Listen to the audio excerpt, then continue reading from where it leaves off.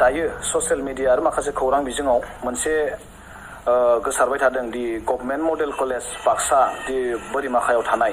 दा बेयाव बर'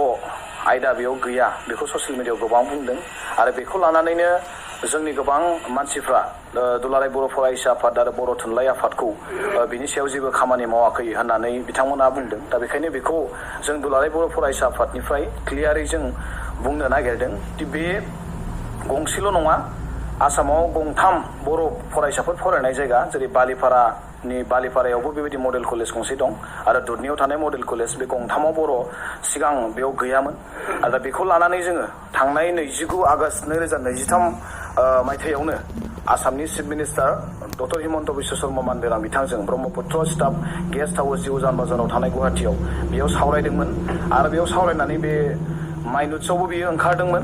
बेयाव माइनुट्सआव बे 9 नम्बर माइनुट्सआव बेयो ओंखारनाय दङ बे दुलाराय बर' फरायसा आफादनिफ्राय जोङो बिथांमोननो बे खोथाखौ फोरमायनायाव बिथांमोना बिनि थाखाय अलरेडि माइनुट्सआवबो ओंखारबाय दि बेयाव पस्ट क्रिएसननि थाखाय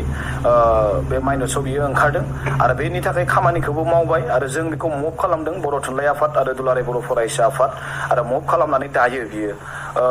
आसामनि हायार इडुकेसन डिपार्टमेन्टनि जि सेक्रेटारि नारायण कुमार बिथाङा बेखौ एप्रुभ खालामबाय आरो बियो जोंनि मिथिनायाव जों रिपर्ट लानाय बियो फाइनेन्सआव नांथानानै दङ नाथाय मडेल कड अफ कन्डाक्ट जानायनि थाखाय इलेक्सननि थाखाय बियो नांथानानै थाबाय आरो बे इलेक्सन जोबनायनि उनावनो नैबे पस्टआ क्रिएसन जागोन दा बेखौ लानानै रायजो राजा बिथांमोना गोनो गोथो जानांगौ गैया आरो दुलाराय बर' फरायसा आफादखौ सानैसो मानसिफ्रा बिदि सोंखारिनायनिफ्राय बिथांमोना गोजानाव थानांगौ आरो बेजों लोगोसे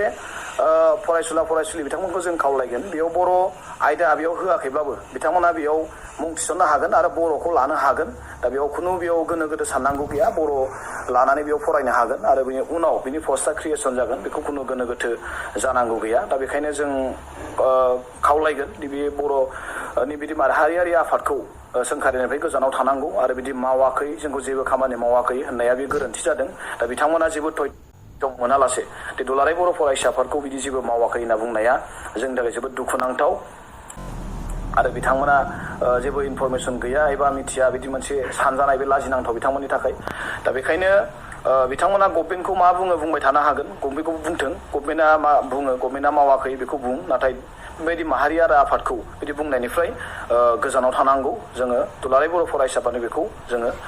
दिनै बे खौरां बिजोंनि गेजेरजों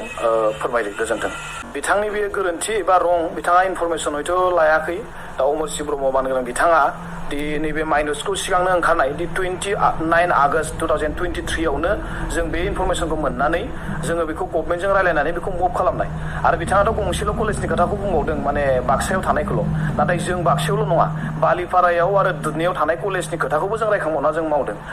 दा बेखायनो दुलाराय बर'ब्लाबो सोलोंथाइनि फारसे खामानि मावदों राजखान्थियावल' जों नांथाबनानै थायाखै दा बिथांमोना राजखान्थियावल' नांथाबना थानायखौ जों नुदों दा बिथांमोननि गोरोन्थि जागोन मानो होनबा जों जिखुनु खामानिखौ मावोबा जों गोबां खामानि मावो नाथाय बिथांमोन बायदि जोङो प्रेसमेट एबा मिडियाफोरावल' खोन्थानानै जों खामानि जों मावनायखौ जों नागिरा दा जोङो ओरैनो ससियेल मिडियायावल' जों दिन्थिनानै जों मावा खामानिखौ जों गोबां खामानि बिदि ससियेल मिडियायाव फैयोबो जों खामानि गोबां मावो जों आरो खामानि मावो जितु जों बिदि बुंनाबो लानो जों नागिरा नाथाय बिथांमोना जोंखौ मावाखै होननानै जिबायदि सोंखारिदों बेखौसो जोङो बुंदों दा बे माइनुट्सखौ बिथाङा नायथों आरो माइनुट्सआव बियो ओंखारबाय दा बेखौ नायबा बिथाङा क्लियार जागोन आरो जोङो बिथाङाथ' मैया दाख्लैसो नुनानै बुंबाय जों बिनि सिगांनो बेखौ रायलायखानाय आरो बे डिपार्टमेन्टनि थाखाय जि फाइल प्रसेस बियो दायो मुभ जागासिनो दङ बेखौबो जों दायो खबर लाजोब्बाय दा बेखौ जों आसामनि सोलोंथाइ मन्थ्रिजों जोङो रायलायबाय मैया दा बिथांमोना बुंदों दि फरायसाफ्रा बेयाव बर' आयदा लाना फरायनो हागोन बे इलेक्सननि उनावनो बेयाव पस्ट क्रिएसन जागोन आरो पस्ट क्रिएसन जाबा बर' बेयाव फैगोन दा बर' फोरोंगिरि गैया होननानै बर' फरायनो मोननाय नङा बे नङा बेयाव बर' फोरोंगिरि गैयाबाबो लाथ'नांगोन नाथाय जेब्ला पस्टआ क्रिएसन जागोन अब्ला फैगोन दा बेखायनो बिथांमोनखौ बेबायदि सोंखारिनायनिफ्राय गोजानाव थानांगौ आं बेखौ बुंदों आरो बिथांमोना इनफरमेसनखौ एसे मोजां लानानै खोथाखौ बुंनांगौ बेबायदि जानाङा मिथिया हुसिया दि बर' थुनलाइ आफाद बा दुलाराय बर' फरायसा आफादा जि खामानि मावाखै होननाया बिथांनि बिराद गोरोन्थि दा बेखायनो बिथांखौ जों सोंखारिदों दा बिथाङा बेबायदि बुंनायनिफ्राय गोजानाव थानांगौ आंथ' बिथांखौ सिगां मिथियामोन बा दैदेनगिरिबो होनना आं बुङा जेरावबो नुफेरखायाखै आं उनावसो मानसिफ्रा मिथिदों बिथाङा सासे बिअ मोनबा आजिरा मोनबाय दा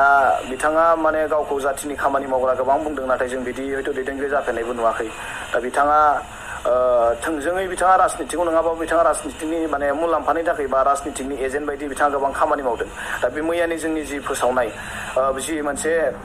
ससियेल मिडियायाव गोसारनाय बे बाक्सानि मडेल डिग्री कलेजाव बे बर' गैया होननाय बे बिथाङा बेखौबो राजखान्थि मुलाम्फानि थाखाय बिथाङा बेखौ बुंदों जों बेखौ सानदों बेखायनो बिथाङा थोंजोङै राजखान्थि आफादावनो जयेन जानानै मावबानो जायो दा बिथाङा जुदि मावनोबा राजखान्थि आफादाव थाना थोंजोङै बिथाङा खामानि मावनोबा दा बेखायनो जों बिथांखौ बेबायदि बुंनायनिफ्राय जानगाराव थानांगौ जों बेखौ खावलायदों बिथाङा माने सिगां जों जेरावबो नुफेराखै बिथाङा अनलि ससियेल मिडियायावल' थायो खिन्थु प्रेक्टिकेल फैना खामानि मावनायखौ जों नुवाखै दा बे ससियेल मिडियानि गेजेरजों बुंनानै गावखौ हाइलाइट बानायनो बा गावखौनो माबा मोनसे खालामनो सानदोंबा बिथांनि गोरोन्थि जागोन आरो बेजों बिथाङा जेबो बिदि एफेक्ट खालामनो हानाय नङा बर' रायजो राजाफ्रा मिथिगौ जाथिनि थाखाय सोर खामानि मावदों सोर मावाखै रायजो राजाखौ बिदि ससियेल मिडियायावल' भुवा बिदि मोनसे इनफरमेसन होनानै थगायनो हाया बयबो रायजो राजाफ्रा दिनै सांग्रां एबा बयबो रायजो राजाफ्रा बयबो माने मिथिखायो